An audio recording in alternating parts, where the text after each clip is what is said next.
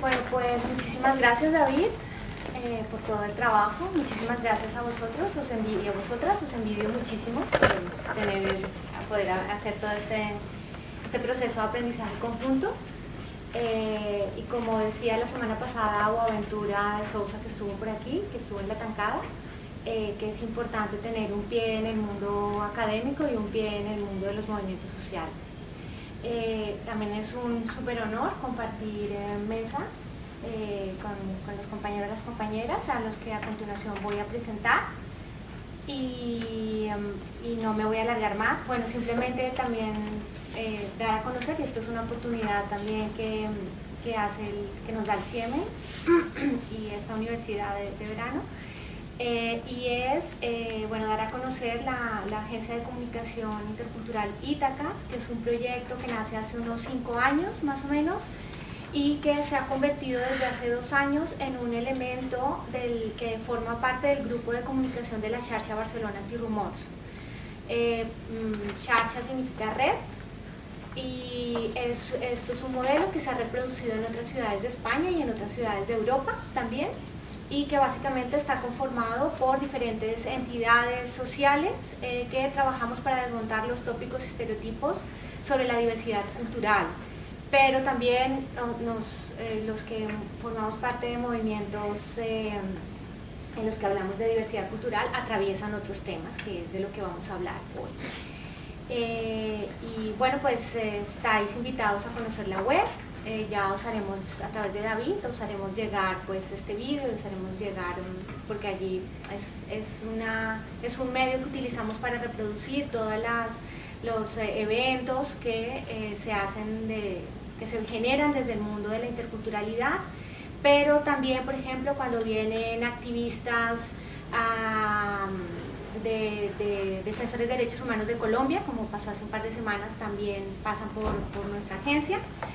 También hay que decir que muchas de estas tenemos también una radio que se emite por YouTube, porque ya sabéis que YouTube es un arma de comunicación súper importante y masiva, y muchas de estas entrevistas las grabamos aquí en el CIEME, en el despacho del CIEME. Entonces continuamente también estamos como muy conectados, y también de ello pues esta invitación.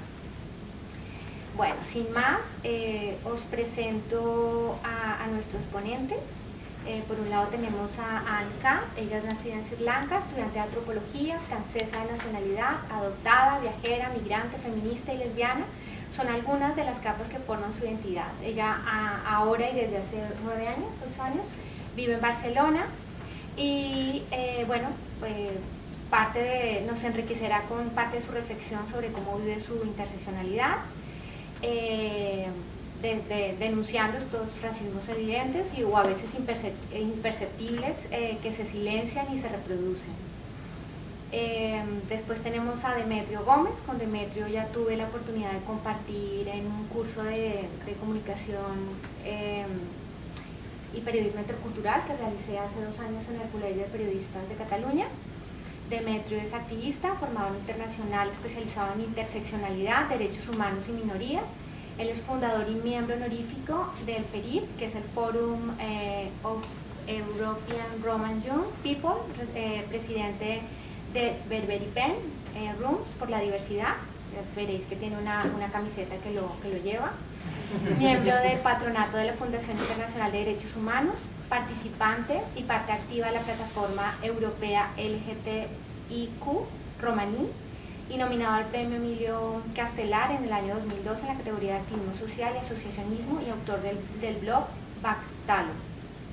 En la actualidad él es el Former National Project del programa ROMED en España, del Consejo de Europa, coordinador de 2 proyectos, uno en Cabañal y el otro en Tenerife. Muchas gracias, Demetrio, por venir desde Valencia. Ha venido desde Valencia para vosotros y vosotras.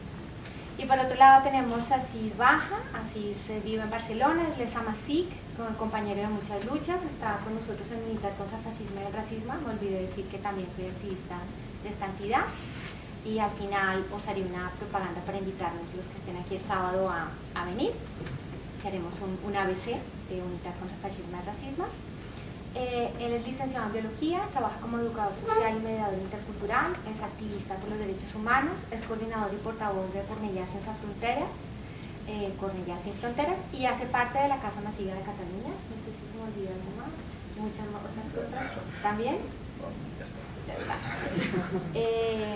Bueno, y tenemos una hora en la que vamos a comenzar un debate, ya lo hemos hablado un poquito antes y ellos hablarán de temas específicos, pero la primera pregunta es para cada uno de vosotros y vosotras es ¿por qué consideráis que esta sociedad es racista? ¿Soy yo? Yo creo que pondremos el micro para que... Sí, bueno, de todas maneras creo que tenemos potencia de voz y se nos escucha. Sí, ¿no? pero es para la grabación, sobre todo. Ok. Sí.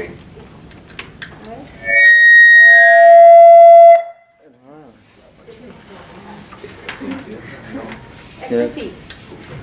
¿Sí? Hola, hola. Ok. Sí, este sí, este no se entendido enciende. para... Demetrio, ese también. ¿Este también se Vale. entiende? No hicimos prueba de sonido antes. Ah, ok.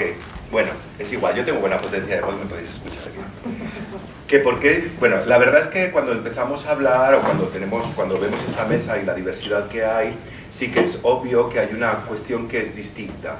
Y una es porque los calés, los gitanos como vosotros conocéis habitualmente, pertenecemos a una minoría nacional. Con lo cual tenemos una serie de cuestiones que sí que son especificidades que son un poco distintas. Eso no supone que estamos en una mejor situación, porque precisamente nosotros llevamos como más de 500 años aquí en la península ibérica y sin embargo seguimos recibiendo un trato discriminatorio. Cuando hablamos de población romaní, que es a mí como me gusta hablar, tenemos que hablar de una discriminación estructural que se ve reflejada en todos los ámbitos, que va desde una discriminación de carácter histórico a discriminaciones a la hora de la vivienda, a la hora del trabajo, sobre las percepciones también que tiene la mayoría. De hecho, es bastante complicado el distinguir o que se distinga desde la sociedad mayoritaria cuáles son sus actitudes racistas hacia la población romaní, porque son actitudes que se han mantenido históricamente. De hecho, hasta incluso los propios romaníes muchas veces nos sorprendemos cuando somos tratados como cualquier otro, con igualdad de condiciones, como si te estuvieran tratando de una manera mejor.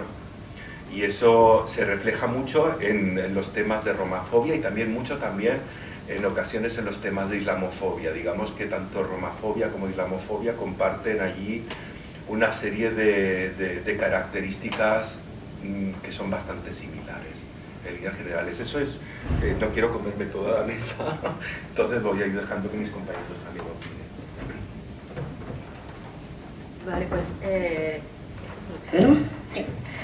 Bueno, ya más o menos yo he preparado algo para explicar un poco de dónde viene básicamente este patrón estructural de racismo que hay en la sociedad, porque creo que es muy importante volver al origen. Hay que estar consciente que el racismo está en cada capa de la sociedad, que sea en la calle, los comercios, en la escuela, las administraciones, el hospital, el arte. Entonces, para entender esta estructura, voy a desarrollar un poco los patrones que se crearon durante la colonización, y un patrón bastante potente es el evolucionismo, que básicamente dice que la evolución humana es única y que las diferencias culturales responden a unas etapas inferiores de la evolución humana, y que la culminación de la evolución sería la sociedad moderna, civilizada y europea. Durante la colonización de América, en el momento del encuentro con los nativos, los colonialistas junto a la Iglesia Católica se han posicionado para definir qué era la otredad, qué era el otro. La Génesis afirma que el origen del hombre es único, porque Dios crea al hombre. Desde esta visión monogenista, que significa un gene, la diversidad cultural o de apariencia respondía como a dos posibilidades: o son humanos o no son humanos. Al final decidieron que eran humanos, pero eran humanos diferentes, que eran no civilizados, que había que convertir a la fuerza para hacerlos seguir el camino adecuado de la modernidad europea. La otredad será llamado salvaje por el hecho de no ser considerado como civilizados. Entonces nos encontramos frente de un rechazo de la igualdad de humanidad. Bueno, creo que conocéis un poco todos la controversia de Valladolid. En esta controversia, Juan Ginés Sepúlveda, sacerdote español,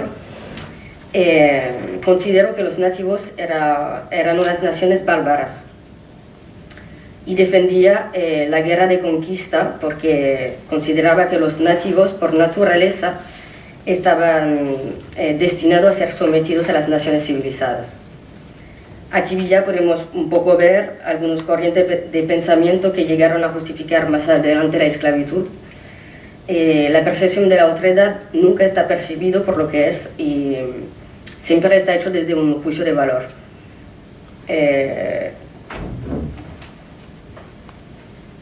Durante el siglo XVI y XVII se va a desarrollar una idea de bueno y malo salvaje y que vendrá bastante a fascinar los europeos. A mitad del siglo XIX se va a generalizar en las grandes ciudades occidentales los espectáculos de monstruos humanos, donde se exponía justo al lado de los animales salvajes pues familias enteras y se jugaba con el aspecto monstruoso y extraño de estas familias. Esta visión de la otredad vehiculada por la visión europea se ha perpetuado durante siglos y yo creo que la España que se cree moderna sigue todavía con estos patrones de jerarquización raciales y sin luchar en contra de sus viejos demonios. Por ejemplo, aquí en Cataluña, algo que me parece bastante fuera de lugar es que he podido escuchar muchas veces que Cataluña es una colonia. Si volvemos un poco a la historia colonial de Cataluña y los hechos que sucedieron, para mí hay una falta de respeto por los pueblos que han y siguen sufriendo de la explotación occidental y neocolonial, porque Barcelona era uno de los principales puertos que implicaba la trata de los negros. Además llevaba una implicación bastante importante en la colonización en Cuba y en Puerto Rico, donde explotaban los recursos naturales y a la gente. Además, hoy en día podemos ver todavía una herencia de este colonialismo, porque hay varias tradiciones aquí que hacen un tipo de apología al colonialismo. No sé si conocéis la cabalgata de Igualada, donde decenas de personas se disfrazan como negros, con la boca enorme de rojo, bueno, todo el kit. Y si no, hay una fiesta que es bastante conocida también, que se llama la fiesta de Santa Tecla de Tarragona, donde hay dos gigantes negritos. Y bueno, en este momento representaban a dos negros que el alcalde de la ciudad se había llevado a su casa para servir el chocolate y exhibirlos como animales. Pues hoy en día continuamos con esta tradición. Y hay que saber también que uno de los grandes nombres y riqueza catalana se han construido encima de esta colonización. Por ejemplo, Artur Mas, sus ascendientes eran negreros. Y bueno, podemos encontrar varias trazas dentro también de la ciudad de Barcelona de la colonización. Por ejemplo, en Gracia hay un montón de edificios que hacen referencia a la colonización y hace poco había la estatua de Antonio López. Y otra cosa que quería aclarar es la confusión que mucha gente tiene entre racismo social y el racismo estructural. El racismo social está considerado como un ataque verbal o físico que sería hecho solo por personas abiertamente racistas o neonazi, digamos. El racismo estructural es otra cosa. Para mí se ejerce desde la ultraderecha hasta la izquierda radical y, como lo dije antes, está en cada capa de la sociedad. Es una jerarquización racial que se aplica en la sociedad entera y que reduce a los racializados a ser seres inferiores.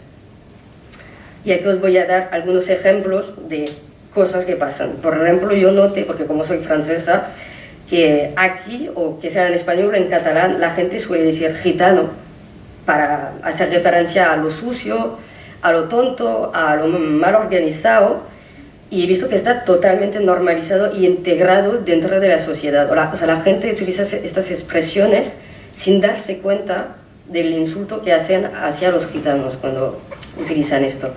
Por ejemplo, yo trabajo bastante en la escuela y con el tema de la infancia, y hace semanas que recibo llamadas de madres que me explican que sus niños quieren ser blancos, porque creen que son feos, porque no entran dentro de la norma de la blanquitud. Y estamos hablando de niños que tienen 4 o 5 años, entonces empieza desde muy pronto y ya están marcados por las estructuras racistas. Y para acabar, esto es un ejemplo que me pasó en mi casa, que hace unos meses de esto estuvimos buscando como un compañero de piso y vino un chico libanés a casa y durante la visita me dijo si teníamos problema con los árabes. Entonces yo hablo con él y le digo, bueno, mírame bien, o sea, aquí no hay problema, ¿sabes? No va a pasar nada. Y bueno, he ido hablando un poco con él durante todo este tiempo y básicamente el chico este me explicó que había visitado un montón de pisos y que la gente le decía no aceptamos la gente europea, que no es de Europa. Entonces, bueno, creo que con eso más o menos os podéis hacer una idea.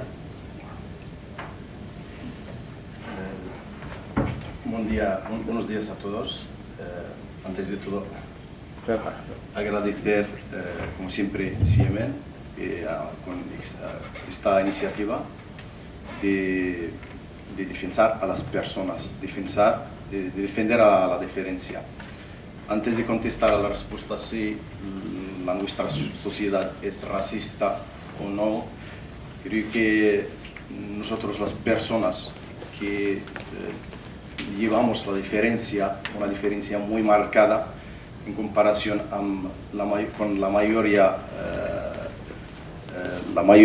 de las personas de la sociedad, tenemos que explicar cómo lo observamos, cómo lo vivimos en nuestra sociedad o en nuestra vida cotidiana.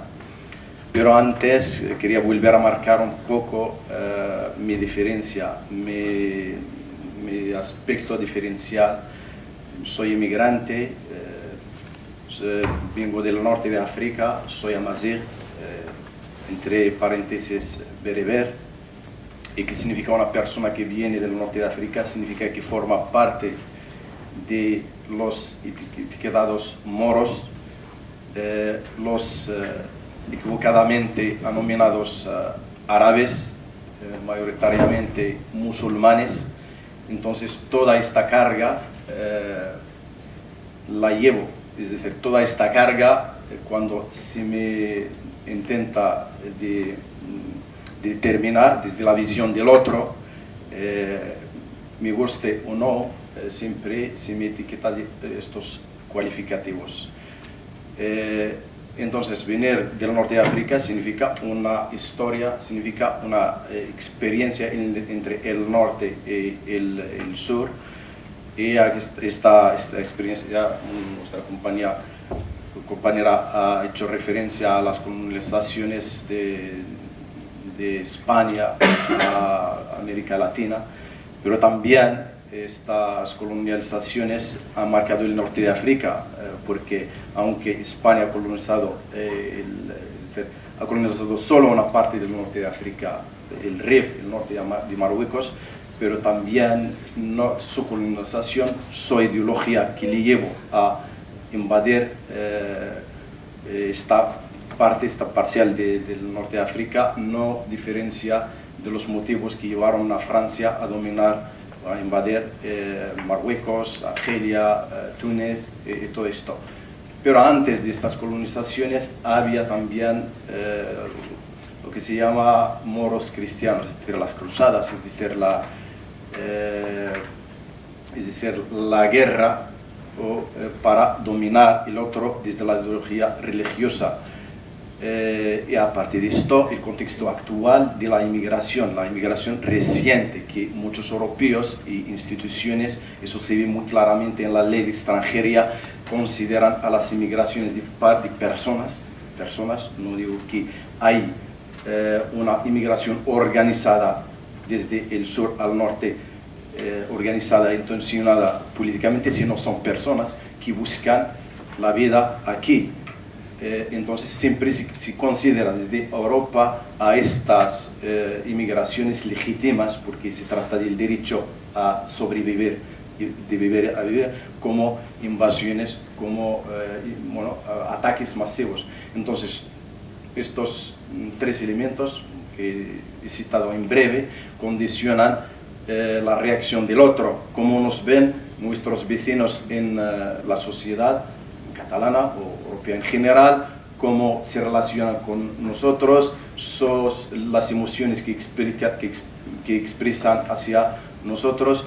Entonces, en este reside el racismo. Pero ojo, muchas personas, incluso los racistas, rechazan, niegan que son racistas. Y por esto también hay que, los antirracistas tienen también que adaptar nuevas nociones, que hacer un trabajo para no dejar normalizar el racismo. Aquí me refiero al racismo cultural, porque hoy en día te dicen que para mí las personas son iguales, sean de color negro, sean de color lo que sea, pero yo no soy racista, pero rechazo ciertas prácticas del otro. Entonces aquí se trata siempre de lo mismo, considerar lo nuestro superior a lo de la persona que nos viene desde fuera, o la persona que está con nosotros, pero tiene los rasgos culturales diferentes. Por esto tenemos que poner el énfasis sobre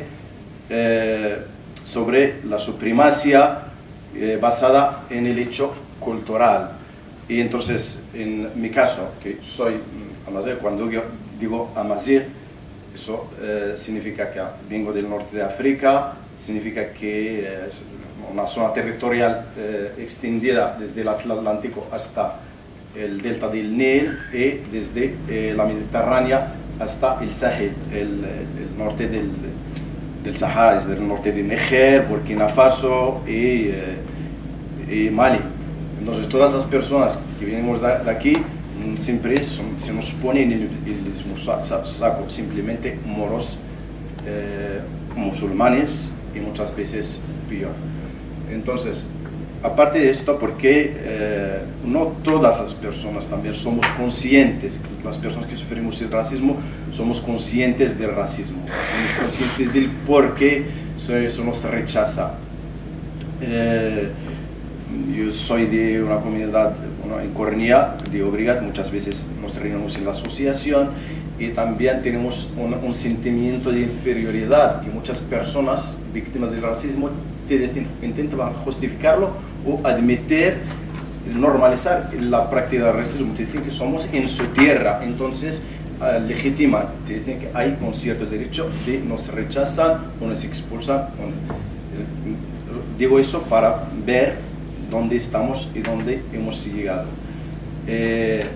Aparte de esto, es decir, no hay duda que sufrimos el rechazo del otro en nuestra vida cotidiana, pero también hay marcos que lo normalizan y que lo protegen. Se ha hablado del racismo estructural, del racismo institucional. Y para mí el racismo institucional es el marco que legitima y motiva y sostiene el racismo social. Cuando una persona no tiene derecho a acceder a todos los trabajos como el resto de los ciudadanos, eso significa que está expuesto a la pobreza, está expuesto a la exclusión social, está expuesto a la indefensa. Entonces, el racismo institucional es causa del racismo social. En nuestro caso, venimos de unos países en que tenemos un cierto trato por parte de la ley extranjera. La ley extranjera, por ejemplo, el tema de nacionalidad. El tema de nacionalidad, para acceder a la nacionalidad hay una vía que se llama la nacionalidad por residencia. Y nosotros no nos trata de una manera igual que el resto de los inmigrantes. De hecho, ya hay una discriminación, un racismo entre todos los inmigrantes en el Estado español. Y aquí, en nuestro caso, como amazigh, como marroquíes, argelinos o africanos, solo podemos acceder a este derecho de la nacionalidad a partir de los 10 años de residencia legal y permanente en el Estado español. En cambio, hay personas, los colectivos que vienen de excolonias o que vienen de ciertos países, bueno, por ejemplo Filipinas, por ejemplo Guinea Ecuatorial, los países de América Latina, tienen derecho a acceder a la nacionalidad en 2 años. Hay también casos de 5 años, pero en este caso nosotros tenemos que esperar 10 años y empezar a tramitar. Es un aspecto que refleja el racismo que sufren, bueno, las personas amazighas, pero también el racismo social diferentes, acceder a la vivienda, como se ha dicho. Las personas inmigradas tienen dificultad a acceder a la vivienda, eso es el racismo puro social. El trabajo también. En el caso del trabajo, las personas inmigradas solo pueden acceder al trabajo duro, sucio y mal visto. Pero aquí, por ejemplo, las trabajadoras sexuales, la gente que trabaja en la construcción, nuestra comunidad amazigha, la mayoría de la gente trabaja en trabajos duros como la construcción, es decir, los trabajos rechazados por, entre comillas, los autóctonos. Pero también están explotados, es decir, están en estos trabajos y explotados, o están rechazados simplemente en los trabajos aceptables, como la función pública. Entonces, por esto, queremos o no queremos, existe racismo en la sociedad catalana, española, o como se le quiere decir. Hay voces que te dicen en Cataluña estamos mejor porque no hay partidos de extrema derecha como en países como Holanda, como Italia actualmente, pero yo no comparto esta visión, este discurso oficial que viene desde los gobiernos, las instituciones, porque sí que hay, por ejemplo, Plataforma por Cataluña, partidos como Vox, hay partidos microscópicos, pero tienen mucha influencia, incluso en los partidos considerados socialdemócratas o liberales. Cada vez las políticas se están inclinando a rechazar el otro, para recoger el voto en todas las campañas electorales. La migración es el tema estrella. La migración, las personas inmigradas son utilizadas para ganar las elecciones, e incluso hasta los partidos de izquierda utilizan también, es decir, si les obliga, si les lleva al discurso a centrarse, a proclamarse qué política tienen sobre el tema de la migración. Y hay muchos ejemplos, por ejemplo, el PP que edita trípticos para expulsar a todos, no sé, de Badalona, por ejemplo, a todos los gitanos, romanos, o todos los marroquíes, hay muchos ejemplos, y por eso falta mucho trabajo en esta sociedad. Dejo aquí el tema y después ya en la segunda fase trataré especialmente el rechazo al hecho amazigh.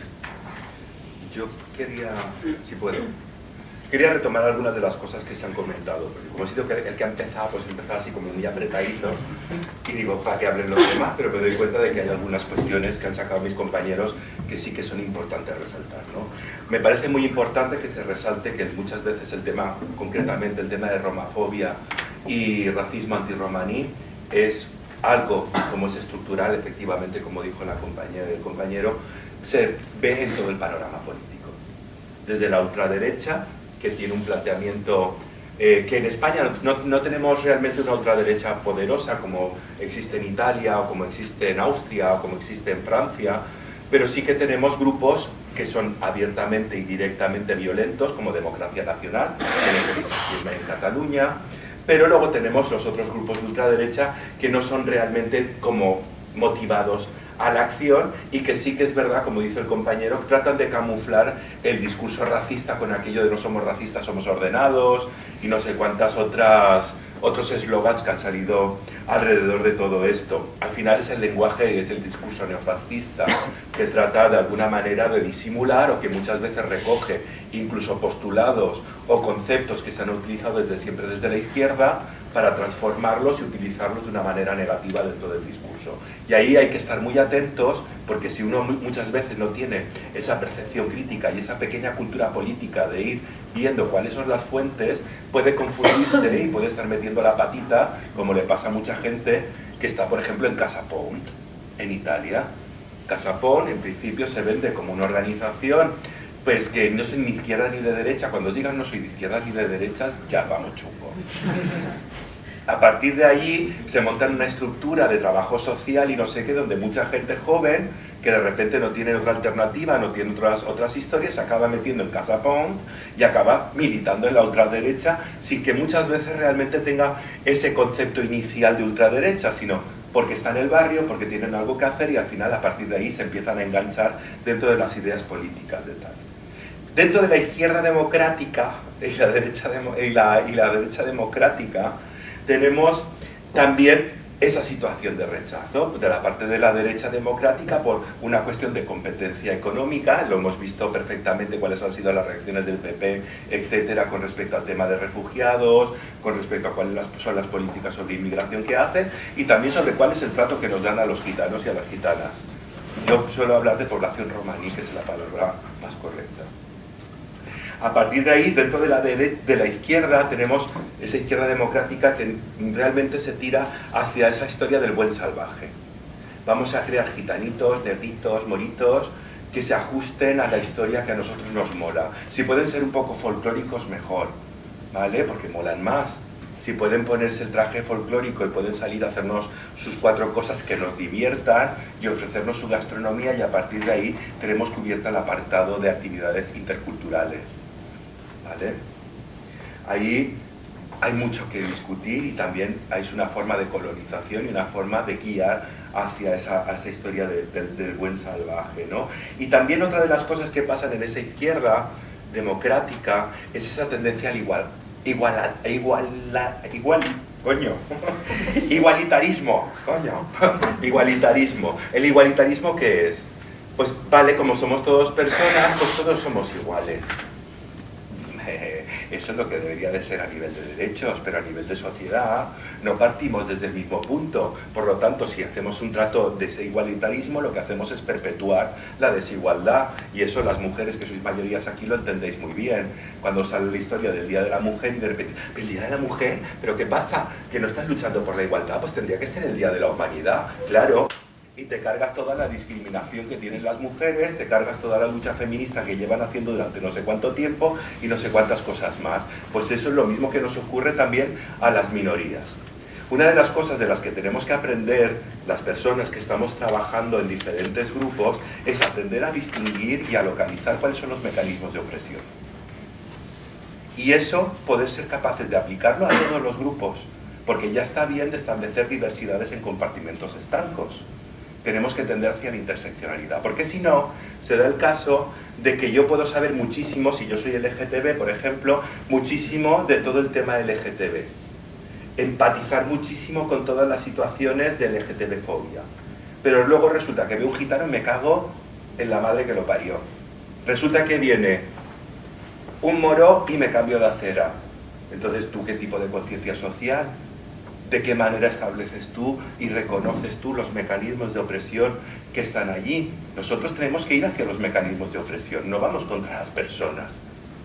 Y eso es un cambio que se tiene que dar. Y por otro lado, en la nueva izquierda ha habido otro problema también, y es que el tema de diversidad se ha entendido solamente como el tema LGTB.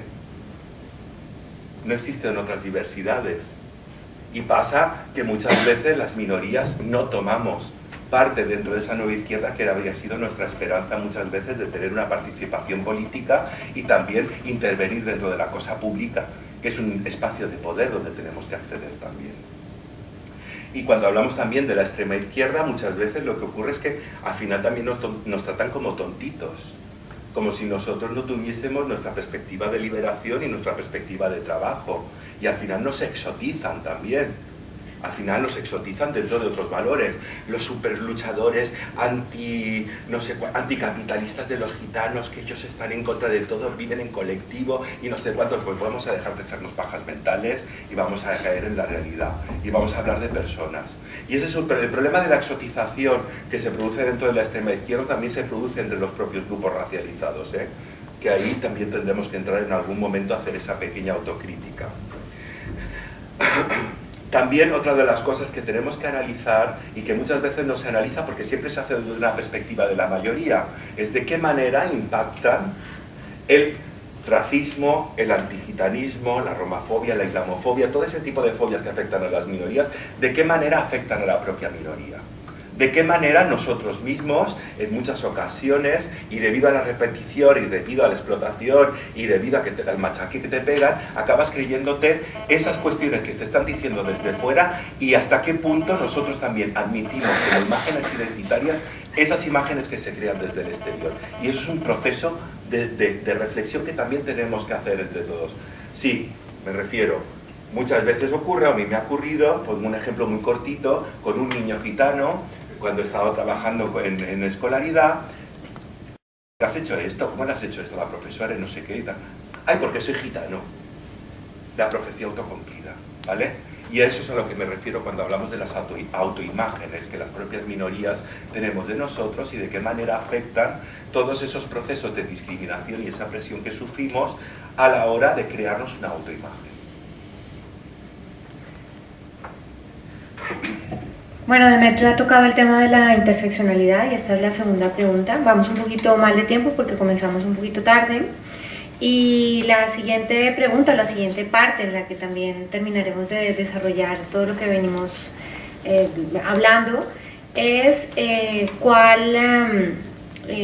bueno, me gustaría que nos explicarais cuál es vuestra experiencia en este mundo de discriminaciones de la interseccionalidad. Es decir, cómo se relaciona el hecho racista con otros vectores de vuestra experiencia, racismo, por ejemplo, racismo más minorización nacional, racismo más minorización sexual, racismo más el FED migratorio, el hecho migratorio, o cualquiera de estas combinaciones. Bueno, yo creo que para hablar un poco de la interseccionalidad hay que explicar qué es, quién la creó y de dónde viene básicamente. Que la concepción del término fue inventada por una mujer afrodescendiente, Kimberly Crenshaw, en 1999.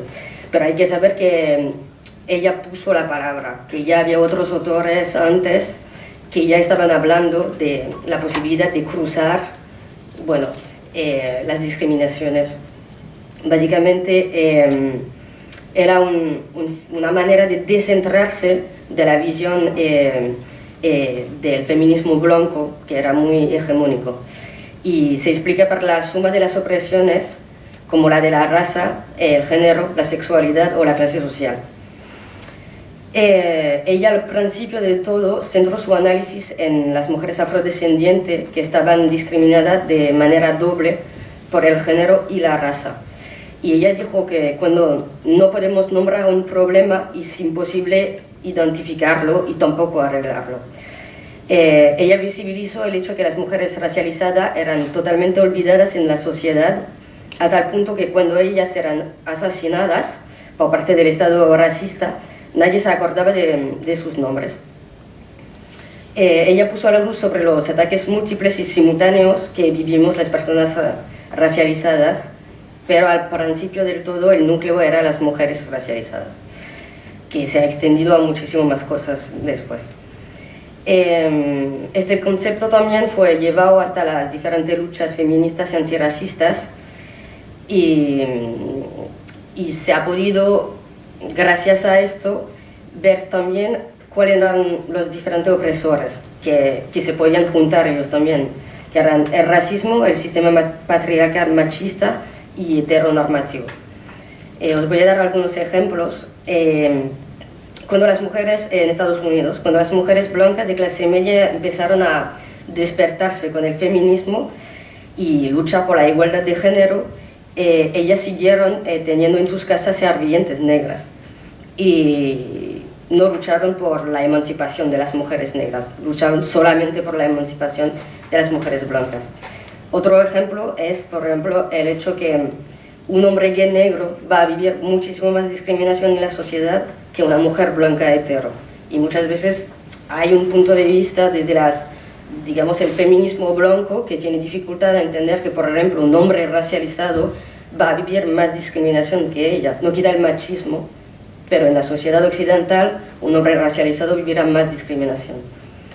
Y si no, bueno, quería hacer unos ecos, que esto tiene más que ver con todo lo que es el movimiento LGTBI, que es el homonacionalismo y el pinkwashing. Básicamente el homonacionalismo, tal cual como el feminismo blanco, es un sistema hegemónico occidental blanco que define el occidente como la fortaleza del progresismo sexual, en oposición al sur global, donde la gente se habría quedado como en el pasado.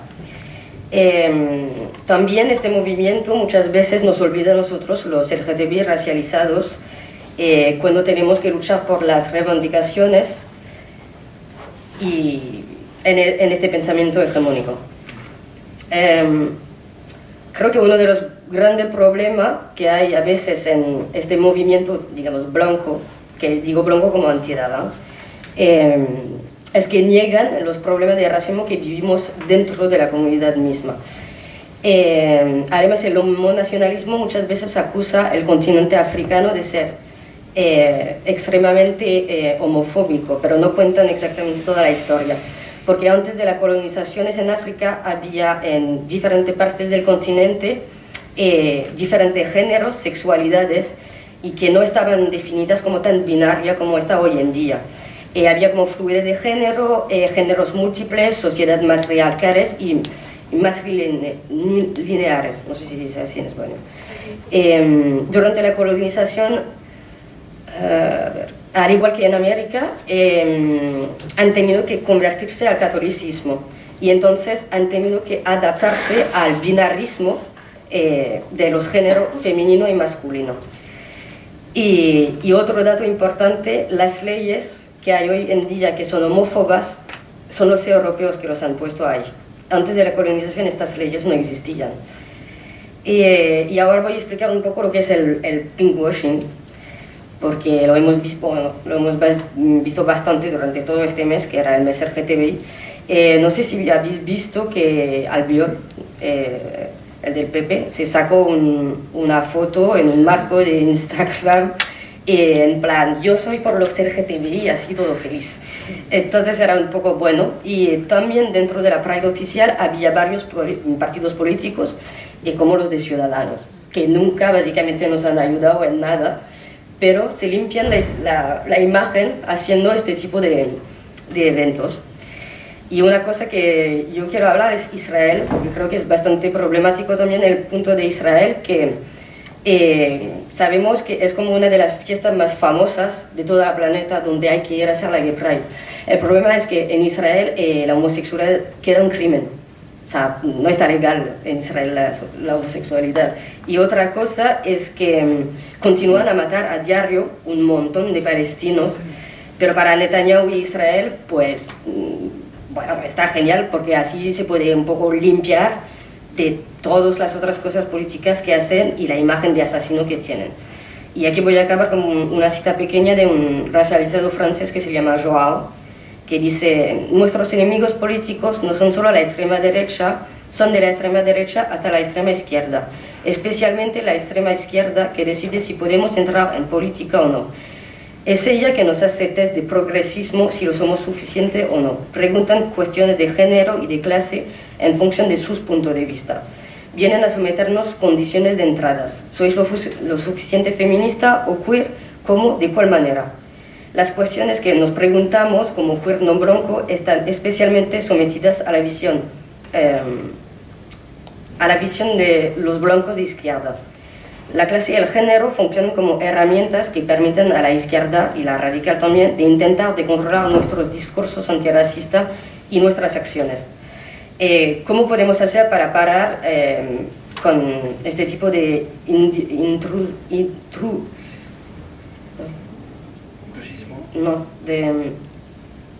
instrumentalización? Eso. Esto no lo puedo decir.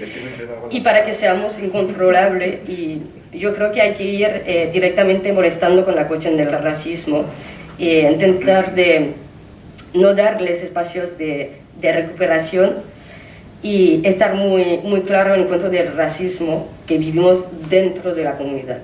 Y hay que poner muy claras las barreras entre nosotros y los que practican un progresismo eurocentrado y intentan ocupar nuestros sitios en nuestros movimientos. Vamos, sí, aquí entró en el hecho amazigh, es decir, entre gometas, el hecho bereber. Pero me gustaría volver un poco atrás para explicar que la identidad amazigha, la cultura amazigha, las personas amazighas, su identidad está basada sobre unas particularidades. Una lengua diferente, que es la lengua amazigha, que se habla en el norte de África, una cultura propia, formas de un estilo de vida propio. Todo este pueblo, estos grupos, antes que existe Marruecos, Argelia, Túnez, bueno, los Estados-naciones fundados por el colonialismo, es el pueblo que vive y reside en esta tierra. Entonces, los regímenes oficiales que tienen actualmente, que tienen su lengua oficial el árabe, la religión oficial el Islam. Entonces siempre nosotros nos han etiquetado, llevamos esta identidad, es esta identidad con que nos identifican a nivel internacional también, porque nunca el pueblo o las personas tienen su voz, nunca las personas se les escucha que quieren ser eso. Digo eso porque la primera discriminación que sufrimos las personas amazighas, como personas y colectivos también, es la homogeneización, es negar nuestras particularidades. En las estadísticas oficiales sale, por ejemplo, la población musulmana en Cataluña, en España, sale los árabes en España, los árabes en Cataluña, los marroquíes, los argelinos, pero no se puede encontrar unas estadísticas oficiales que dicen cuántas personas, por ejemplo, amazighas existen en Cataluña, residen en Cataluña. No hay, pues eso significa la negación de una identidad. Te niegan cómo te sientes, te niegan tú lo que quieres ser. Eso ya es una discriminación. No se puede banalizar ni decir que es un hecho minoritario, porque eso lleva a la negación de los derechos elementales.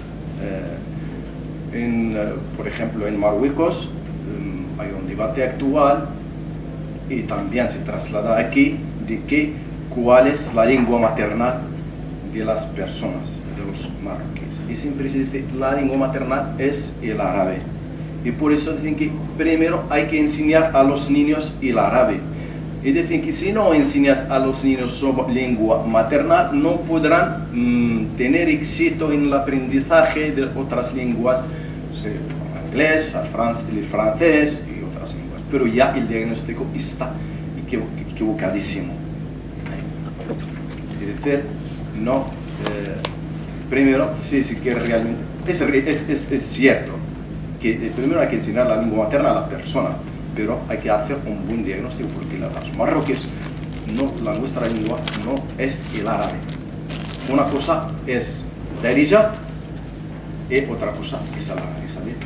la lengua dialectal, el variante que se habla en Marruecos. Entonces, en Marruecos se habla el amazigh. Nuestras madres, cuando nacimos, nos hablan en amazigh, nos hablan en darija, los que hablan darija, y la minoría judía que habla hebreo. Entonces se traslada todo eso aquí a la sociedad de acogida y continúa la arabización. En 2002 el Parlamento de Cataluña hizo una resolución porque se ha dado cuenta de que eso es injusto y se hizo una resolución para dar soporte a la lengua y el pueblo amazigh, es decir, para dar un tratamiento, un reconocimiento igualitario al pueblo amazigh, a las personas amazighadas. Y se dijo que se va a enseñar la lengua amazigha como se enseña la lengua árabe en Cataluña, pero estamos lejos de esto. La lengua amazigha se enseña solo en 5 sitios en el Valles y lo hacemos nosotros de la Casa Amazigha como actividad extraescolar, como actividad lúdica. En cambio, el árabe, que no es la lengua, el árabe, cuando digo el árabe me refiero al árabe clásico. Aquí se envían un montón de profesores pagados por el dinero de todos los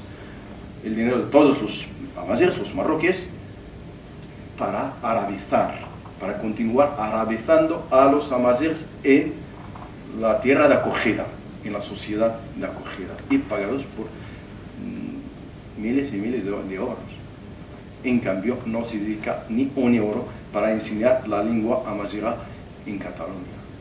Y todo eso se ha reconocido la lengua amazigha como lengua cooficial en Marruecos y en Argelia. Aparte de eso también, es decir, la eliminación del amazigh no se hace solo a través de la enseñanza, pero también en las mezquitas, porque el panorama religioso en Cataluña, en España, está controlado desde fuera, desde la ideología arabista. No estoy criticando la religión en sí misma, la religión, la espiritualidad es un derecho de las personas. La mayoría de las personas amazighas son musulmanes y por eso tienen el derecho a practicar un islam limpio, un islam que no está manipulado por la ideología arabista. Y por desgracia, la mayoría de las mezquitas en Cataluña están dominadas por Marruecos, de una parte, y de otra parte por poderes de petróleo, Arabia Saudita, Qatar. Hay, de hecho, una pelea, una batalla para dominar estas mezquitas, pagar a los imanes. Y en estas mezquitas, en que los sermones religiosos siempre están mezclados con el arabismo, con la promoción de lo que se llama la noción arábiga, perjudica y arabiza a las personas amazighas y contribuye en una confusión de la identidad, una confusión de las mismas personas hacia su real y verdadera cultura e identidad, porque en casa se habla amazigh, pero fuera no hay nada que refleja o que va en el mismo sentido. La mezquita es además de esto, en las mezquitas también se enseña el árabe. O sea, muchas familias llevan sus criaturas a las mezquitas para aprender el árabe, un árabe sin normas pedagógicas normalizadas, es decir, al estándar europeo. Y por eso hay una discriminación, quiero hacer referencia a la discriminación en la dificultad o la negación del acceso a la propia cultura y la propia lengua. Yo he hablado de interseccionalidad y me gustaría poder hacerlo. Vale, pero no sé si me dejas 5 minutos porque sí. Esta vez. Vale. Entonces, sí, en la sociedad de acogida, bueno, continuamos siendo discriminados de una manera múltiple. Hay la extensión de la arabización, pero también a nivel académico no hay nada que señale a la cultura amazigha o la promoción de la investigación íntima de la cultura amazigha. En la Universidad de Barcelona, por ejemplo, hay un máster que se llama Estudios Arábicos e Islámicos, y en este máster se enseña un poco de la amazigh, un poco, bueno, se hace referencia también a las culturas minorizadas como la cultura kurda. Eso, claro, es una confusión más, es negar la amazigh, no reconocerlo, y además intentando contenerlo en un conjunto arábico. Y a nivel de la administración, por ejemplo, si te haces una llamada al consulado marroquí, tienes allá un contestador que te diga, si quieres que te hablemos que te hable en castellano, pulsa 1, si quieres en árabe 2, pero el amazigh ausente. Tampoco en la sociedad de acogida tenemos mediadores, intérpretes amazighs, siempre en las ofertas del trabajo, cuando se busca un mediador, te dice un mediador árabe. Y aquí, claro, se niega el derecho de los amazighs y se le discrimina. Bueno, me voy a poner las pilas y voy a tratar de ser lo más rápido posible en las cosas que tengo que explicar sobre el tema de interseccionalidad. Primero, la romafobia y el antigitanismo se cargan la diversidad interna del propio pueblo romaní. ¿Por qué? Porque todos nos ven desde una única perspectiva, prejuiciosa, estereotipada, y que además se acaba cargando todas las diversidades internas que hay. Las personas que salimos fuera de lo que sería la norma que se establece exterior al pueblo romaní de qué es lo que significa ser Roma. Si tú hablas demasiado bien, si has estudiado, si vas limpio, si resulta que no te correspondes con el estereotipo, tienes que hacer una demostración de que eres verdaderamente romaní. Y si no, la gente te va a decir directamente que no lo pareces. Con lo cual no sabemos exactamente qué es lo que significa parecer o no parecer gitano. Por otro lado, aparte de la invisibilización que se produce de esa diversidad interna que existe dentro del pueblo romaní, nos encontramos también que dentro del pueblo romaní se produce un efecto, y es un efecto de miedo a la pérdida de identidad. Cuando hay grupos importantes dentro de esa población que no tienen un acceso demasiado grande a lo que sería la instrucción, a una posibilidad de salir muchas veces incluso del propio barrio, ¿qué es lo que ocurre? Que esa reafirmación de la identidad se produce muchas veces bajo conceptos que son reaccionarios. Porque no se escapa. No es lo normal, no entra dentro. Entonces, yo que soy gitano, maricón, inmigrante, antifascista y no sé cuántas cosas más, resulta que para poder entrar dentro de la categoría tengo que enfrentarme a una serie de pruebas que me pone la sociedad mayoritaria y que me pone también mi propia sociedad, ¿vale? Y donde tenemos también que educar en dos sentidos. Cuando hablamos, me ha parecido súper genial que se hablaba del homonacionalismo. ¿Por qué? Porque en el movimiento LGTB, hablando concretamente del movimiento LGTB y el movimiento feminista, que serían los dos movimientos de disidencia más importantes que se producen dentro de la sociedad mayoritaria, ha habido un error básico, y es que se ha tomado en cuenta un único factor, el factor orientación o el factor género. Claro, cuando nos fijamos únicamente en ese factor y nos olvidamos del factor pobreza, riqueza, urbano, rural, religión, origen étnico, existen un montón de cuestiones que pasan desapercibidas, con lo cual se acaba creando, como bien ha dicho la compañera, un modelo de movimiento LGTB y un modelo de movimiento feminista.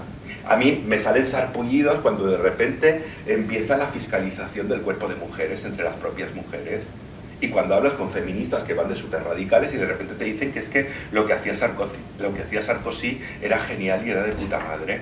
Claro, Sarkozy representa la derecha más derecha y más cabrona que ha habido en Francia, porque ha sido la que ha metido todos los conceptos de la ultraderecha así bajo manga. Entonces, que una feminista declarada se declare a favor de las tesis de Sarkozy, pues es de bonita, siéntate, vuélvetelo a leer y vuélvetelo a pensar un poquito, y a lo mejor si te lavas la cara y te das una vuelta, igual lo piensas de otra manera. Con el tema del homonacionalismo nos encontramos con lo mismo, nos encontramos además también con otra tendencia, no solamente ese homonacionalismo blanco tal y cual, sino además una imitación del triunfador heterosexual, ¿vale? Donde nos encontramos con unos gays que tienen que ser guapos, que tienen que ir al gimnasio, no tienen que tomar lácteos, que además tienen que casarse y además tienen que adoptar, porque hay que ser normal. Y ser normal significa adaptarse a esa clase media y sobre todo además desde un punto de vista masculino. Porque aquí volvemos a ver cómo las lesbianas quedan en un segundo plano y las transexuales femeninas quedan absolutamente olvidadas cuando son ellas las que inician todo el movimiento LGTB y cuando es gracias a ellas que empezamos a ser las personas LGTB o las personas disidentes sexuales un ente político como tal y tenemos una presencia como tal. Y eso es importante remarcarlo, porque está habiendo una deriva internacional de los movimientos feministas y del movimiento LGTB hacia la ultraderecha. Y eso lo hemos visto con Marine Le Pen, o lo hemos visto en Austria con Pim Fortuny, que Pim Fortuny era un dirigente de la ultraderecha abiertamente homosexual. Y allí es donde tenemos que empezar a hacernos críticas. Y también hay otra parte donde no vamos a llegar por una falta de tiempo, y es la autocrítica que debemos hacernos los grupos que somos racializados, los grupos que somos conscientes, los grupos que estamos moviéndonos dentro de este ámbito de lo crítico. Porque también nosotros tenemos que hacernos autoevaluación. ¿Por qué? Porque si nos creemos que estamos en posesión de la verdad absoluta y que nosotros somos los poseedores de la única verdad que existe, podemos meter la patita hasta las cejas, por no llegar más alto. Y es ahí donde tenemos que empezar. Y eso os lo dejo para que lo penséis y para que hagáis alguna pregunta ahora luego, que no queda tiempo. Vale, muy bien. Ahora seguimos con el turno de preguntas. Si alguien tiene alguna pregunta en concreto.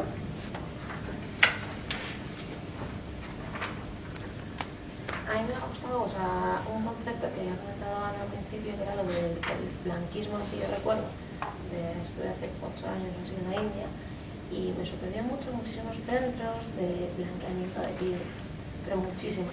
Y me acuerdo que estaba en la playa y de repente unas niñas pequeñitas saliendo de pulseras y demás y me tocaban la piel y me decían beautiful skin. Y me pareció, me pareció, pero niñas de 6 años así, y venían y me empezaban a tocar la piel y me decían eso de beautiful skin, de que ellas querían ser más blancas, y me pareció súper chocante, aluciné muchísimo. Y luego también pues las actrices, las presentadoras que veías en la televisión también, eran todas, pues, eran mucho más blanquitas, y me chocó muchísimo. Y otra cosa que me he dado cuenta es, yo como turista, de que nunca he sufrido ese racismo en ninguna parte del mundo. He podido ir a países de todos los continentes y no sé si es por el hecho de ser turista o por el hecho de ser blanca, de que nunca has notado, has podido notar eso, que entras en Uganda, en un bar, y claro, sí que choca, porque claro, una mujer blanca y choca, pero que nunca he notado ese racismo, ninguna actitud, más allá de las religiosas, de tener que taparme, dejar de taparme, así, nunca he notado ningún tipo de racismo ni nada. Y me ha chocado mucho así, de repente darme cuenta, pensarlo.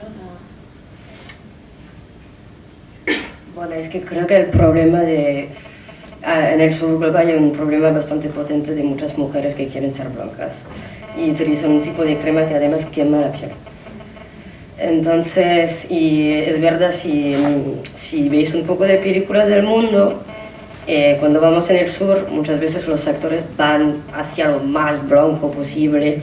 Yo tengo amigas que son actrices aquí y muchas veces si son demasiado negros lo dicen, no, es que eres demasiado negra.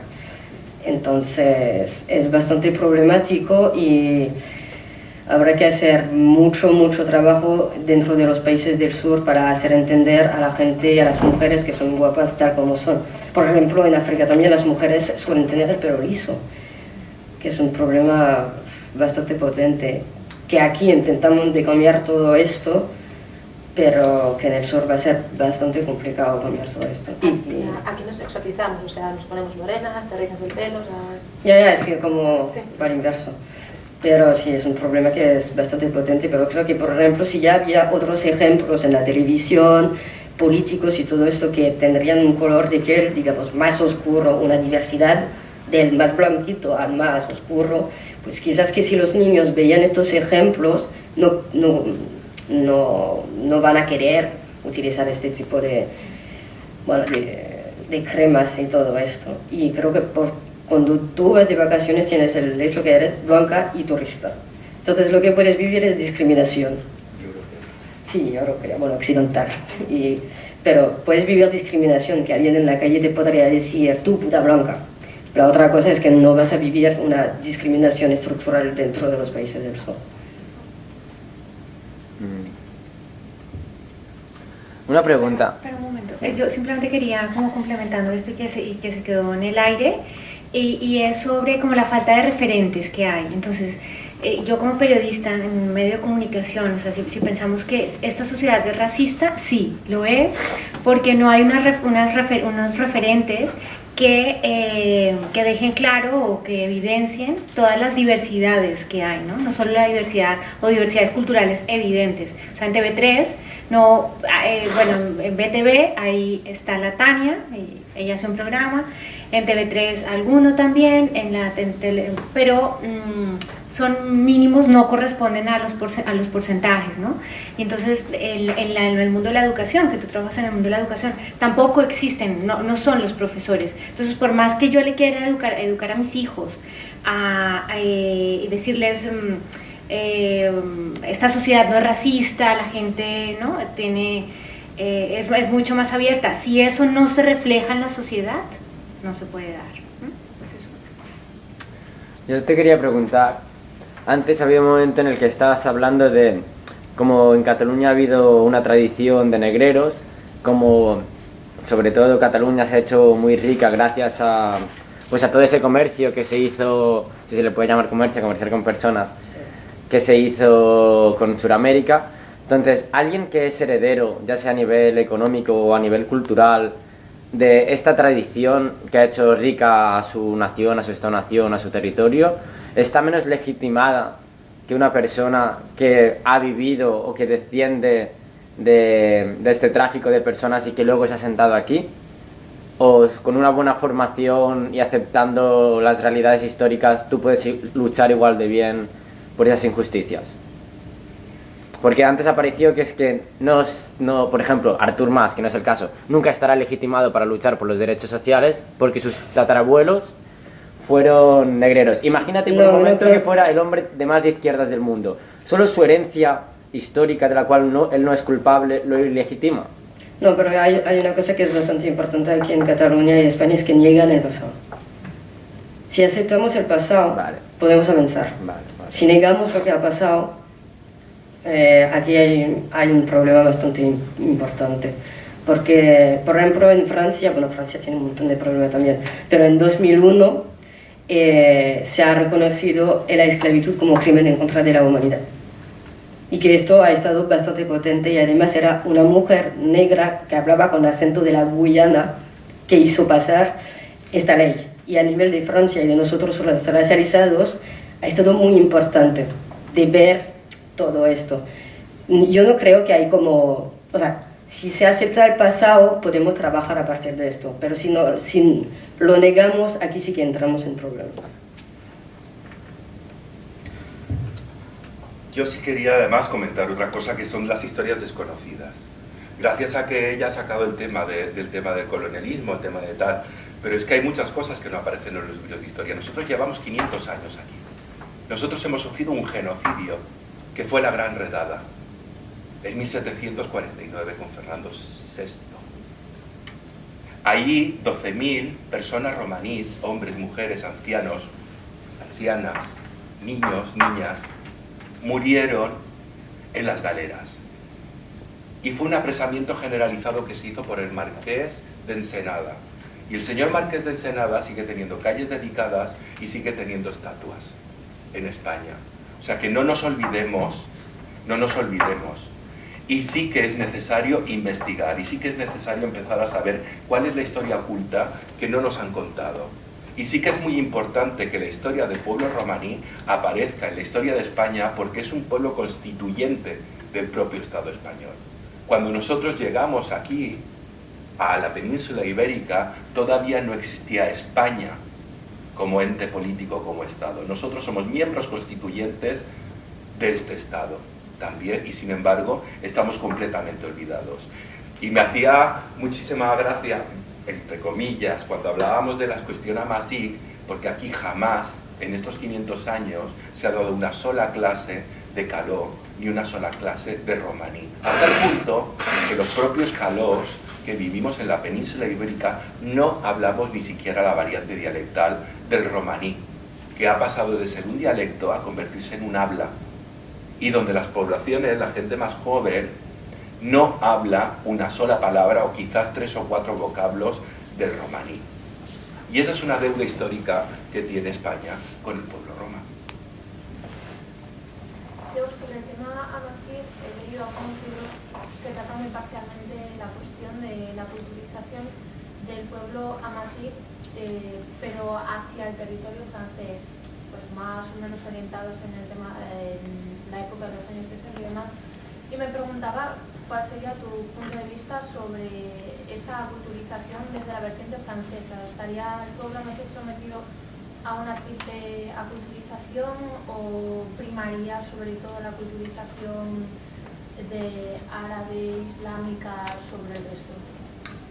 Sí, el norte de África sufrió muchas invasiones desde los griegos, los romanos, vandales, una serie de invasiones. Después vinieron los árabes, siglo VI, y después los otomanos, y después el colonialismo europeo, los franceses sobre todo, también italianos un poco, y los españoles en el norte de Marruecos. Todas estas, cuando vienen invasiones, vienen con un bagaje cultural, además con prejuicios hacia las poblaciones autóctonas. De aquí viene la palabra bereber, bárbaros, que cualifican nuestra lengua como algo raro, como la lengua de los animales, que no se entiende. Desde eso cualifican como su lengua, su civilización es la superior, la mejor y la adecuada a todos los espacios y los tiempos. Y se quedó esta palabra hasta los árabes también bárbaros, los franceses bereber. El rol de los franceses, porque hasta el siglo XVI había una población muy numerosa de África que habla hoy también. Son 27 millones de personas que hablan, y la mayoría en Marruecos y Argelia, los países muy poco. Entonces, las invasiones árabes no han podido arabizar todo. Vinieron hombres para incorporar el Islam al norte de África. Esos hombres se casaron con los que se quedaron, pero el resto se fueron. Se quedaron y se casaron con mujeres bereberes, y de aquí nació la población arabófona, pero también la población arabófona, no sé, por la arabización. El rol de Francia es su experiencia, su ideología, su táctica para dominar en cada país es diferente. Eso también tiene que ver con la realidad que aquí encuentro cuando llegó. La realidad de Argelia no era la realidad de Marruecos. Los otomanos llegaron a Argelia, tenían ya un Islam diferente, un tipo de organización administrativa diferente. En Marruecos no, había ya las dinastías, la dinastía alauita. Entonces la estrategia era en el corriente de Francia. Y lo que hizo Francia, llegar y restablecer el poder monárquico, la dinastía alauita. Y claro, la dinastía alauita es arabista de ideología, y lo que hizo Francia es traer los traductores, los intérpretes, los arabizantes desde el este, Líbano, Siria, son colonias también de Francia, y allá hizo la gran arabización. Era el corriente del poder local para minimizar el choque. Esto pero también hay que hacer referencia al movimiento nacional. Cuando digo el movimiento nacional, es decir, el movimiento que llevaba la resistencia contra los colonos, las invasiones. Marruecos tenía su resistencia propia, Argelia también propia, basada sobre lo que llamaban el berberismo, es decir, por ejemplo, si entras por internet puedes buscar, puedes encontrar una Argelia argeliana, una Argelia berberista, una resistencia basada sobre el hecho amazigh. Entonces lo que después el movimiento arabista, también el fascismo, intentaron unificar la resistencia, crearon lo que se llama la resistencia, el movimiento nacional, para eso se basaba sobre el arabismo. Por esto, Francia, para minimizar el choque, ha ido respondiendo a las reivindicaciones tanto de la monarquía del poder central como del movimiento nacional. También eliminó las instituciones amazighas porque había una organización social y política amazigha propia, aunque actualmente también sigue. En los pueblos puedes encontrar el jefe responsable de la tierra, responsable del agua, una organización que sigue, confederaciones, un grupo de tribus y una confederación. Esto es una organización social y política. Entonces lo que hizo Francia es atacar todo esto para dominar. Es que en este libro, bueno, el último en concreto, era el caso de un niño cuya máxima aspiración era conseguir una beca en un liceo francés en Casablanca, y él venía de un pequeño pueblecito de Atlas. Y lingüísticamente ya lo habían educado para ser francés, el perfecto francés. Entonces se ve sobre todo el choque cultural de cuando llega a Casablanca, que dicen, pero esta palabra, ¿cómo se dice en tu lengua? Y al niño solo le salía decirlo francés. No recordaba la tradición. Es la arabización, no la arabización, la francización, porque también el francés no es una lengua oficial en Marruecos, pero oficial de facto. En la vida cotidiana, la administración se habla francés, las universidades se enseña francés, y así que se ha creado una élite. Lo que busca es aprender el francés y sin transmitir el francés a sus hijos, hasta la clase media en Marruecos, en los países del norte de África, con la esperanza de algún día ir a Francia, con también la esperanza de encontrar el trabajo en el país, porque hay empresas que funcionan utilizando el sistema francés a nivel de la lengua. Sí, hay una aculturación, es el neocolonialismo, la dominación de la economía domina el francés, y también el sentimiento de inferioridad que nos hicieron a través de la historia sentir que nuestra lengua, nuestra identidad es inhumana, es inferior, y por eso los niños niegan. Tampoco hay estructuras para mantener y normalizar la lengua amazigha. Ahora sí que ha empezado la institución, el IRCAM, el Instituto Real de la Lengua y la Cultura Amazigha. También en Argelia hay una institución para la amazighdad, pero no, es decir, solo está limitado lo que hace falta es generalizar la lengua amazigha a la enseñanza de todos los países africanos y también garantizar su uso social. Como he dicho antes, que vas al consulado de Marruecos en Barcelona y si no entiendes el darija o el castellano no te van a contestar. Tienes que buscar algún ciudadano allá para que te haga de traductor.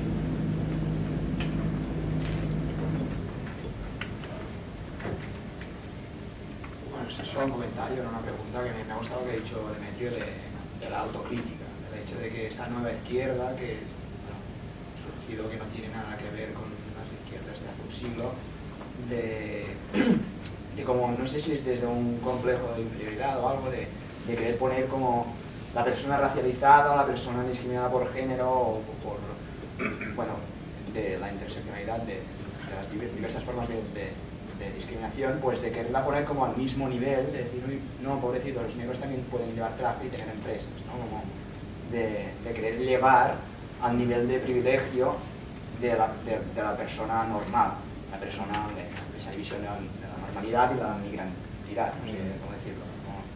Pots parlar en català, jo ho entenc. Ah, sí. Bueno, és que em costa una mica. Sí, bueno, que m'ha agradat això que has dit de l'autocrítica, que és com que és una altra forma de racisme positiu, diguem, si vols, discriminació positiva, no, que ells també són víctimes, que com de posar-se a la pell de casos que no... Claro, pero ahí en lo que me estás, en lo que me estás diciendo hay una clara diferencia entre lo que es un aliado y un salvador, ¿vale? A mí los salvadores me los paso por la planta del pie, por no decirte por otro lado, porque a mí no me interesa que me venga nadie a salvar de ninguna parte, no necesito mesías. Y eso muchas veces, desde algunas partes de la izquierda, se ha hecho mucho mesianismo social, ¿sabes? De tratar de como darte la fórmula de liberación que tienes que seguir, porque claro, ellos que son los que saben, te vienen a ti, que eres el pobrecito salvaje que no se ha dado cuenta ni de su situación, ni de su discriminación, ni de su opresión, ni de no sé cuántas cosas más, ¿no? Es verdad que en ese sentido hay que hacer una crítica, y volví a decirlo, yo milito en Compromís, en Valencia, ¿vale? En Compromís, uno de los grandes defectos que tiene es que en su programa no hay ni una sola palabra sobre gitanos y no hay nadie en ninguno de los cuadros medios intermedios del partido donde haya ninguna participación de ningún inmigrante, de ningún refugiado, de ningún gitano, etc. Entonces eso es una cuenta pendiente. Entonces se han centrado en la diversidad LGTB. Entonces el tema LGTB sí está muy presente, sí hay una ley contra la LGTB-fobia y sí que hay un montón de cosas que además son muy aplaudibles y son muy necesarias. Pero también llega un momento en el que participan de esa historia de LGTB blanco, europeo, ¿vale? Y que tiene una serie de aspiraciones que realmente son las aspiraciones del movimiento. Me refiero, yo cuando el movimiento surge en los años 60, finales de los 60, principios de los 70, hasta mediados de los 80, es un movimiento de liberación sexual. Y es un movimiento que se carga la monogamia, que se carga las diferencias de edad, se carga 50.000 cosas que estaban instauradas dentro del status quo. Con la aparición del SIDA, a partir del año 80 y pico, de repente hay que ser normal. Entonces las que tienen pluma son unas locas y denigran la imagen de los gays. Pues en los años 80 estaba la Radical Gay, que la llevaba Según Carrascosa, que una de las cosas que decía era: si les molesta tu pluma, clávasela. Y yo reivindico la palabra maricón, igual que reivindico la pluma, igual que reivindico tantas cosas más, porque precisamente este movimiento LGTB que hemos criado solamente por ese factor de orientación y que no ha tenido en cuenta otra serie de factores, se ha convertido en un movimiento que es discriminador. Que si yo soy gitano, tengo 18 años y me voy a un local de ambiente, o soy chapero o voy a robar, ¿vale? Tenemos dentro del movimiento LGTB una discriminación interna gordísima. Si el chaval tiene pluma, entonces hay que retirarlo y hay que reírse de él, siendo maricones como somos todos. Si el otro es no sé qué, si el otro es gordo, también hay que rechazarlo porque es gordo y entonces no se adapta a la estética de lo que tal y cual. Todo eso son productos del homonacionalismo y todo eso son productos de perder la conciencia de la interseccionalidad y de no, o sea, a mí me resulta tremendo. Por ejemplo, yo me acuerdo que fui a una formación de la FLGTB y la persona que estaba llevando el tema de trabajo con las escuelas, no se le ocurre otra cosa que en un momento de brillantez intelectual decir que cuando se va a los colegios que están en el extrarradio, que tienen muchos inmigrantes y muchos gitanos, que hay que tener mucho cuidado porque son muy misóginos y muy homófobos. Claro, yo que soy maricón y gitano en ese momento me levanto y le digo: nena, me estás excluyendo. A partir de este momento tú me estás a mí colocando en una categorización y me estás tratando de una determinada manera en la que yo no tengo cabida dentro de tu movimiento. Y además me estás faltando el respeto. Y como ya no tengo bastante con tener que luchar contra las humillaciones, las persecuciones, las palizas, el bullying y no sé cuántas cosas más dentro de mi pueblo y fuera de mi pueblo, ahora vienes tú, que se supone que eres una aliada, a echarme tierra encima. Pues no, se acabó. No queremos salvadores, queremos aliados. Y a los aliados se les mira la cara y se trabaja codo con codo. ¿Sabes por qué? Porque la caridad siempre es humillante. Lo decía Galeano. La caridad siempre es humillante porque viene de arriba abajo.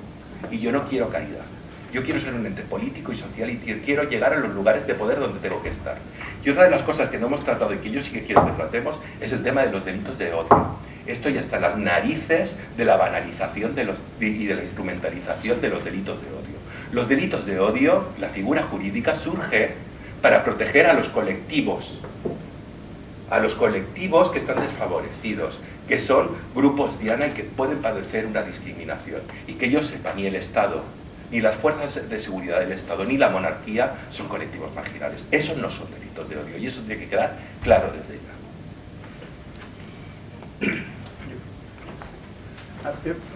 Me ha sorprendido, o un poco chocante, pero no en un sentido negativo, una cosa que has dicho que es sobre un austríaco líder de... Pi Fortune. Vale, yo he visto alguna vez también estas figuras, como por ejemplo Milo Yiannopoulos, no sé si te suena, en Estados Unidos. El tonto este. El tonto este, ¿no? Vale. Sí, entonces, a mí lo que he observado también desde la ignorancia, porque no he militado nunca en esto del LGTBI, es que evidentemente esta gente utiliza su condición de homosexual y su aparentemente militancia por igualdad de derechos tal y cual para otra causa política, en el caso de Milo Yiannopoulos para Trump, en el caso de Israel pues para tapar otras cosas, etc., ¿no? Esto es una parte, esto es, sin matizarlo, sin justificarlo de ninguna manera, pero ese comentario que has dicho de que ¿qué pasa? Que este tío homosexual es salir del armario, no se aspira también a que la derecha normalice esto, es decir, sin yo formar parte del mundo, del universo de la derecha en absoluto, se aspira solo a que la izquierda lleve a la bandera de esto y que la derecha siempre esté en oposición, es decir, siempre habrá gente de derechas. No sé si se aspira también a cambiar la derecha o no. Esto es un punto, perdona.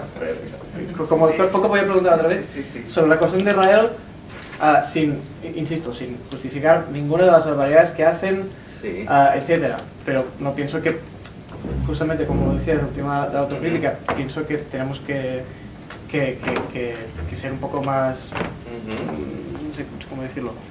La cuestión que he dicho de que la homosexualidad está prohibida, este año, 2018, si no me equivoco, se cumplen 30 años de que se despenalizó la homosexualidad en Israel. Y hoy día los homosexuales israelíes pueden adoptar, si no me equivoco. Entonces, sin justificar absolutamente nada del pinkwashing que sé que hace Israel, pero esto es así, no está prohibida, pueden adoptar. Pero yo el problema que tengo con estos partidos en sí es que básicamente repiten la discriminación con nosotros. A mí me da igual al final que votas, o sea, que seas dentro de la izquierda, digamos, de los partidos, que tú te sientas de una sensibilidad, porque hay gente de izquierda también que es racista, o sea que no, esto no se centra solamente en la derecha. Pero una cosa es que, si lo vemos un poco, es que la comunidad, bueno, es que lo pongo a lo general, el LGTBI ha vivido unas discriminaciones y continúa a vivir unas discriminaciones increíbles. Y como lo decía él, hay que acordarse de cómo se hizo la Gay Pride. Es que no es una fiesta la Gay Pride, es una revuelta de la gente en Stonewall, en el Greenwich Village, que ha dicho, ya basta de discriminaciones y que nos pegan. Y eran mujeres trans, mujeres negras, prostitutas. Sí, o sea, que estaban ahí luchando en contra de esto. El problema es que todo este movimiento nos discrimina ahora. Y aquí está el punto para mí que es bastante complicado, porque tú puedes votar por la derecha, tú puedes votar por la izquierda, no importa esto. La cosa es que nos discriminan a nosotros. O sea, tú puedes ver en las aplicaciones en plan, no asiáticos. O sea, hay gente que a mí me ha dicho, no me gustan las negras. Es como, todas las negras, has visto todas las negras de la planeta y no te gustan todas. O sea, estamos a este nivel y bueno, yo critico esto en sí. Sí, y además, fíjate que hay una parte Primero, la derecha ha aceptado el tema LGTB. ¿Y cuándo lo ha empezado a aceptar? Cuando se crea en Estados Unidos el concepto de comunidad LGTB, cuando se crean servicios particularizados para la comunidad LGTB, cuando hablamos del poder rosa y la capacidad de influencia a partir de un poder económico. La derecha acepta el tema LGTB siempre que produzca beneficios. Son gestores económicos, no son gestores de derechos. Eso hay que tenerlo clarísimo. Entonces sí, acepta siempre y cuando les produzcas pasta, pero como seas pobre, racializado y tal y cual, o seas demasiado maricón, que se te note mucho o lo que sea, entonces ya no. Porque eso ya es chungo. Y eso ya no queda bonito en la fotografía. Entonces la derecha te aceptará siempre y cuando sigas esta tendencia neoliberal de tratar de que no se te note. Tú puedes ser todo lo maricón que te dé la gana, pero que no se te note. Y además, cásate, porque hay una diferencia entre... Volvemos otra vez a esa cosa tan absurda y estúpida de lo de nacimiento y lo de vicio.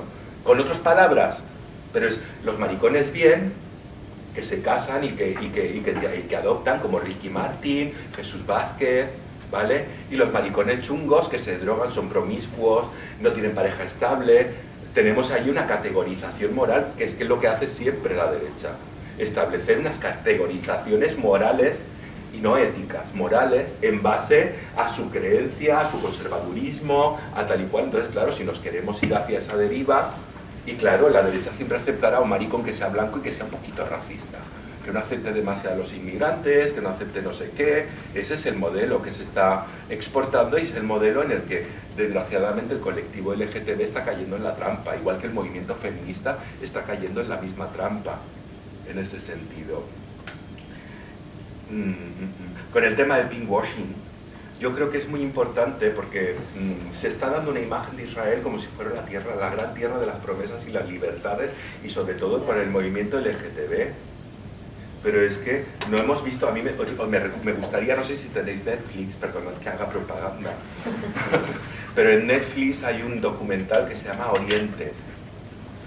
El documental Oriented va sobre unos chicos LGTB que son palestinos, que viven en territorio palestino, que pasan muchas veces a Israel, y muchas veces ese conflicto de identidad, de ser palestino, uno de ellos tiene un novio que es judío, cómo se siente él, cómo vive esa identidad como musulmán, como palestino y como parte de un territorio ocupado. Yo pienso que eso es muy interesante, tener esa visión de interseccionalidad, que es lo que nos niega muchas veces ese pinkwashing, en las cuales los palestinos son todos unos islamistas radicales que van cargándose a la gente, que no existe ningún tipo de democracia y no sé cuántas cosas más. Sin embargo, recordar que hace 2 o 3 años hubo un extremista judío que se cargó a una persona en la manifestación de la Pride.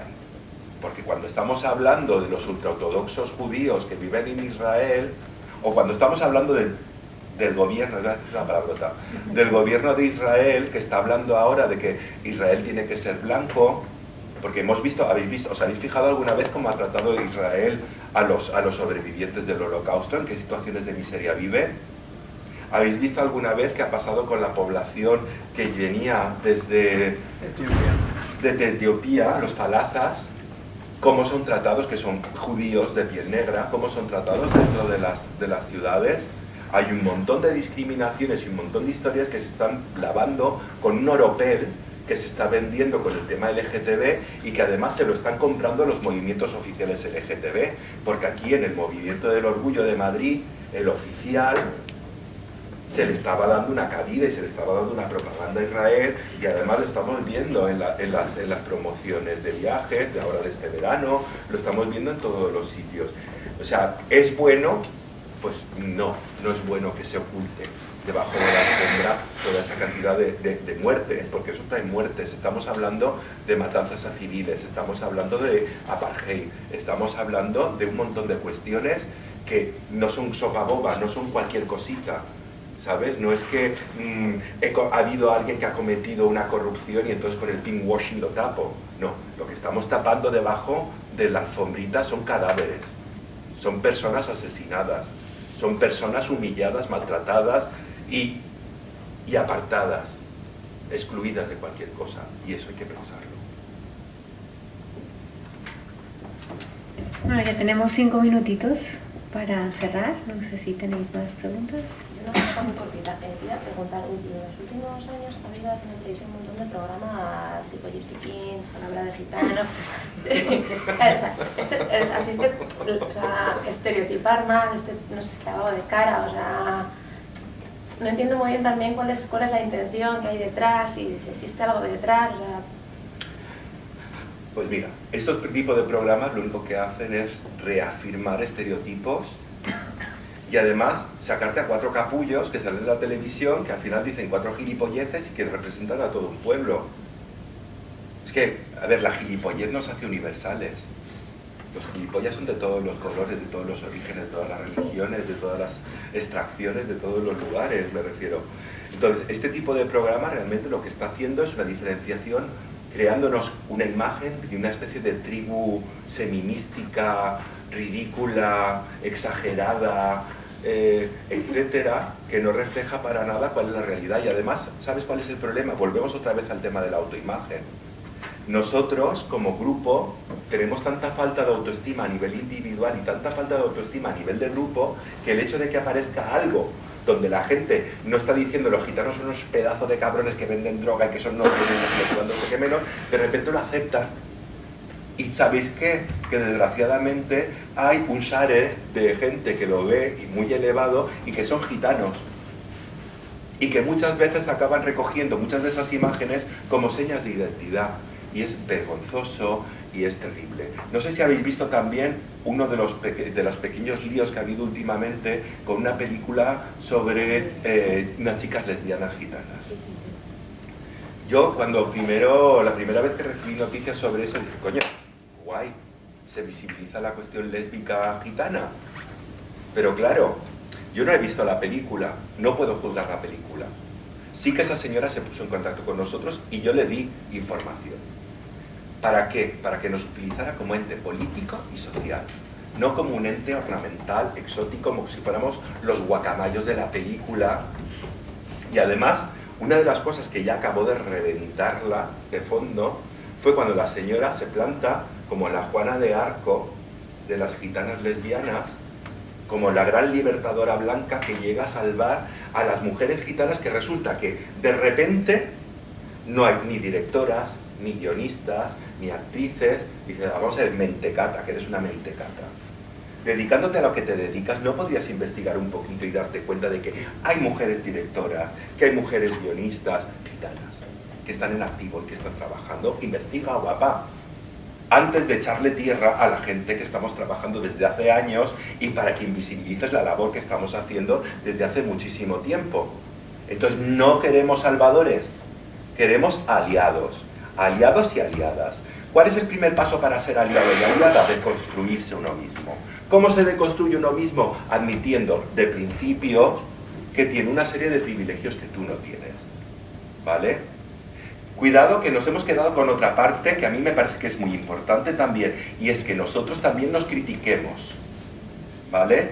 Nosotros nos critiquemos en el sentido, y eso lo hemos hablado antes, que tenemos también nosotros una tendencia entre nosotros mismos, los racializados, de exotizarnos los unos a los otros, de no tener ni puñetera idea de dónde viene el otro, pero como es minoría y no sé cuántos, ni me preocupo en mirar la hemeroteca, de meter un discurso con palabras decoloniales, que luego cuando analizas el discurso dices, ¿dónde está la idea principal y cuáles son las ideas subyacentes? No hay ideas, hay una exaltación y una utilización excesiva de palabras blanquitud, negritud, racializado, que al final se queda en un discurso panfletario, y cuando lo pasamos a analizar en profundidad, ¿qué me está diciendo? Y además un discurso reaccionario, no es proactivo, no crea, es un mensaje doliente continuo, donde además a los aliados y a las aliadas los tratamos como si fueran gilipollas. No, tú no puedes hablar porque tú eres una mujer blanca y tú no tienes ni puñetera idea. Coño, es feminista. Está en la misma lucha que tú. ¿Se está equivocando? Sí, se está equivocando. ¿Habrá que explicarlo? Claro, pues para eso hay que ser pedagógico. Lo que no puedes hacer es cagarte en la madre que la parió. Y ahí tenemos que empezar a cambiar actitudes.